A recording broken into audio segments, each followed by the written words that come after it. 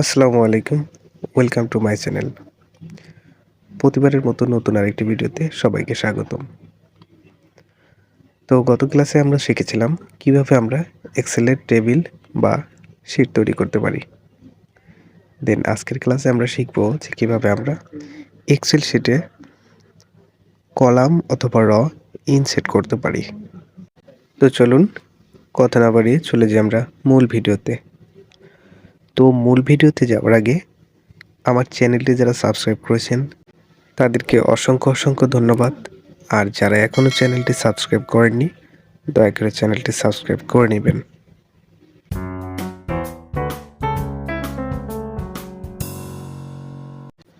তো গত ক্লাসে আমরা এরকম একটা টেবিল তৈরি করেছিলাম।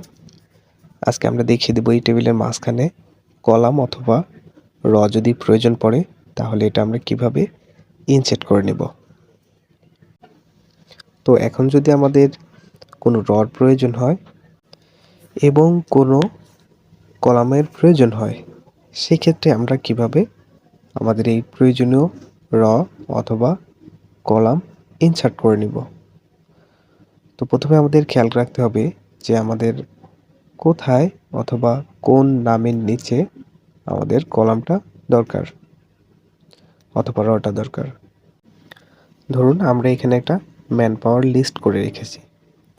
এখন এই লিস্টে আমাদের এক্সট্রা একটা কলাম দরকার যেখানে আমরা এই ম্যান পাওয়ারগুলোর জয়েন্টেড লিখতে চাচ্ছি।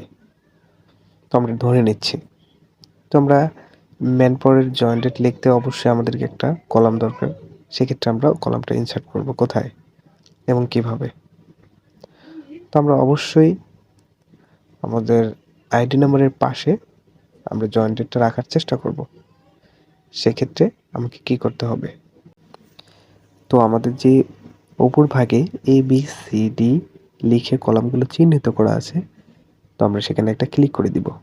আমরা যে ঘরের পাশে আমাদের কলামটা দরকার সেখানে একটা ক্লিক করে দিব।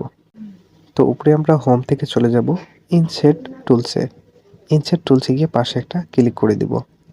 দেন নিচের দিকে একটু খেয়াল করেন, ইনসার্ট শীট কলাম নামের একটি অপশন। তোমরা এখানে একটা ক্লিক করে দিব। ক্লিক করে দেওয়ার পরে আমাদের অটোমেটিক্যালি ভাবে এখানে কিন্তু আমাদের কলামটা অ্যাড হয়ে গেছে। তো এখানে আমরা জয়েন্ট ডেটা লিখে দিচ্ছি, কারণ এখানে আমরা জয়েন্ট ডেটার জন্য সাধারণত আমাদের কলামটি ইনসার্ট করেছিলাম।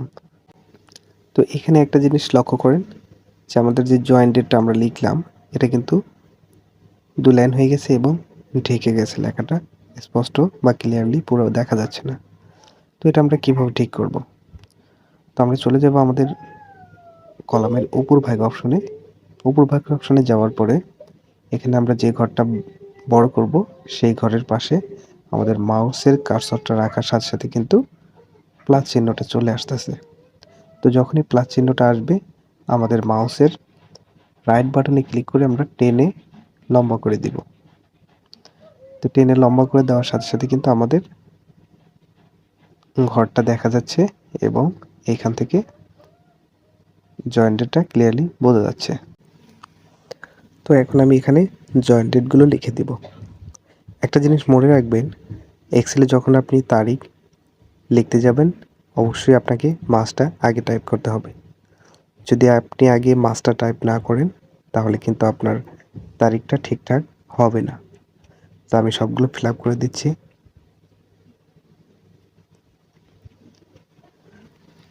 তো আমি ডেটটা টাইপ করে নিলাম।